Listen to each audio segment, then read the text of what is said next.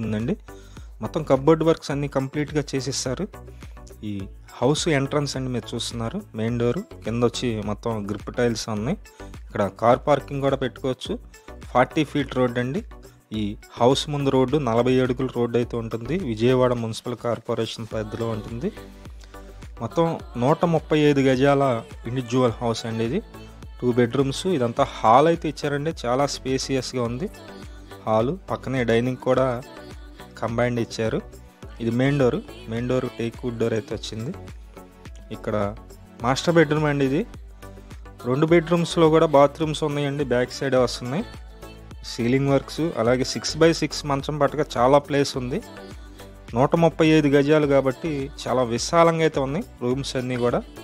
ఇక్కడ చూస్తున్నారు bathroom plus చిన్న ప్లేస్ అయితే ఉంది. ఇది మొత్తం డైనింగ్ అండి. ఈ హౌస్ ఫేసింగ్ వచ్చి ఈస్ట్ ఫేసింగ్ అండి. తూర్పు ఫేసింగ్లో ఉంటుంది. New construction 2 bedroom individual house 135 గజాలు.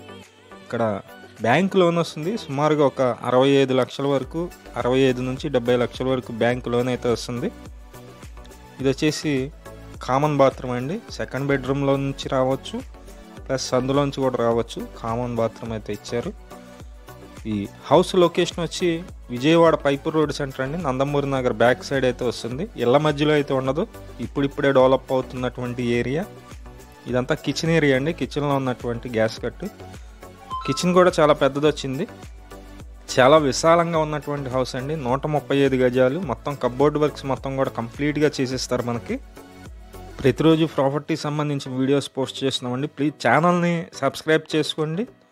అలాగే ఈ వీడియో నచ్చినట్లయితే లైక్ చేయండి.